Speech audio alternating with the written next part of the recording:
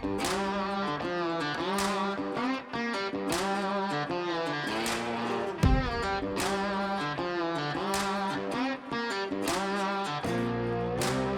what's your secret sauce, man?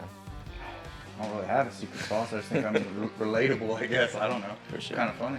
Yeah, yeah. Yeah, we just bust jokes and have fun with it. I dig it. I dig it. What's your favorite part to teach? What are you doing for Shooter Symposium this year? Symposium tomorrow. We're teaching pistol marksmanship, and then we're moving into me and Dan Brokos are doing a Street Fighter course, like combo class together. Nice. So it'll be fun. Like Hadouken, Duken, No, Street I Fighter? do like shooting around vehicles, shooting very around nice. vehicles. They get them more just moving and shooting and stuff like that. Oh, that's cool. And are you taking the vehicle portion, or is that's going to be a co? That's part of it. Like so we got low light, we have vehicles. We got a whole mixture of stuff coming out tomorrow. Awesome. And some barricades and just working it. Very cool. You operating that off a SWAT background, or? Yeah. So I did 20 years law enforcement in Jacksonville, Florida, for the Jacksonville Sheriff's Office, and I did 17 years on their SWAT team. And full-time SWAT team, I was their lead firearms instructor, senior CQB instructor, and stuff like that. So. And the training circuit full time now? Full-time training circuit. I've probably been full-time training circuit for a while, but just recently retired and everything. Yeah. How's it feel? It's all right. I mean, people are like, think it's retirement life, but I'm busier now, I feel like, than I was, so I just switched jobs. Pretty much. So that's just kind of how I look at it and get after it. 20 years in grade with the PD. Yeah. Okay. Yeah. Yeah, that's a good amount. Yeah, That's a good amount. Good time to get out, man. It was a good time to get out. I felt it was the right time. I got to leave from the SWAT team, which a lot of people don't get to do, and I always tell people I'm a terrible fucking policeman, but I'm a good SWAT man, because I've always done SWAT. Like I haven't written a ticket or anything in forever. So just. What's driving the motivation with the teaching now that you're free and clear from law enforcement? Like what are you digging about it? I just like the camaraderie and hanging out, but I'm kind of like a true believer kind of person, and I believe it's my duty to give back. Like as an older guy, just bring up the younger ones, and I feel like I have a pretty good system and came up with it, and not came up with, just took different parts from different training, and my goal is just to make people better sooner. Like I want them. You don't know when your gunfight's gonna be, so I want them like better sooner instead of like taking 10 years or whatever. Like just make them good from the get-go. Just in terms of like process, how like shortcutting mental processing, or shortcutting mental processing, shortcutting some of the garbage stuff that was taught to them in like a basic law enforcement class, like the stuff that you gotta kick that to the side and get to really winning fights, not just doing a basic ass thing. You know what I mean? Yeah. So and there's a lot of trash out there. So like there's people teaching some crazy stuff, and you're like, all right, that's garbage. Don't do it. Don't waste time on it. This is this. And that's kind of how I got into training to begin with. So I was involved in a pretty good shootout where I got shot a bunch, and I shot and killed him.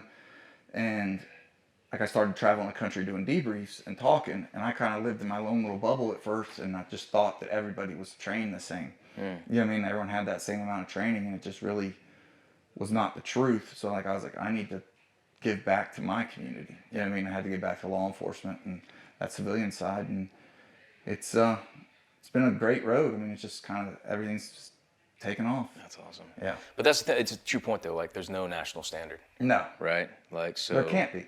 No, obviously. That's, right. I mean, because it'd be set super low. You know what I mean? If that was the standard. So I mean, there's a reason why nationwide officer hit ratios is as low as it is. Yes. Right. So, what are some of the biggest fallacies that you see in department training that you would like to see improve, or you would like to shortcut for your guys? That everything's so scary, and everything's like jumping out at you. Everything's like the end of the world, and really, I don't know. I've been in a few been in 4 myself, and they're not that scary. You just fucking shoot. You know what I mean? Just do what you got to do your job. It's not. So I think we just overload that shit too much. Like every sim scenario is like the end of the world shootout, major shooting. Like that's not. I don't know. It's good to prepare for it, but that shouldn't be your base every single time. Yeah. So is that like training to probabilities versus training to like worst case scenario all the time? What do you think is more relevant for what people are doing these days?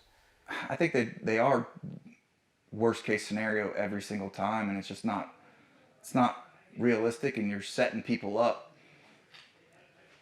to fail almost, like to make it the end of the world scenario when it really wasn't that big of a, like it could have been handled a little differently, but you're going to get hammered and like in the media, you know what I mean? Just like, but that's the training of it. And like that, we haven't hit that yet. Like, hey, these people are trained to do these things, and it's written in their policies. It's written in, and so it just sucks, but it is what it is. It doesn't have to be end of the world all the time. Right.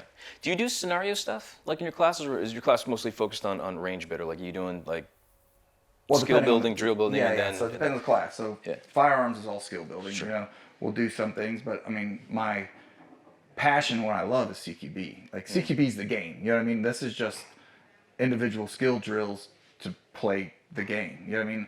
Being able to shoot well just gets you a ticket to the show. Yeah. You know what I mean? That doesn't mean that you can even do CQB because you can shoot. There's a lot of great shooters who can't do CQB because that to me is like the thinking man's game and playing it out. Like, Sure. So, yeah, scenarios based with that, but shooting's just shooting. Who are you going to bounce ideas off of when it comes to the CQB stuff? CQB stuff. JD Padinsky from Northern Red, and Tom Spooner from Northern Red, Zach. They're all really good dudes, good friends. Dan, a lot with Dan, a lot with Chuck Pressburg, and just all like pretty much a lot of dudes that are here. You know what I mean?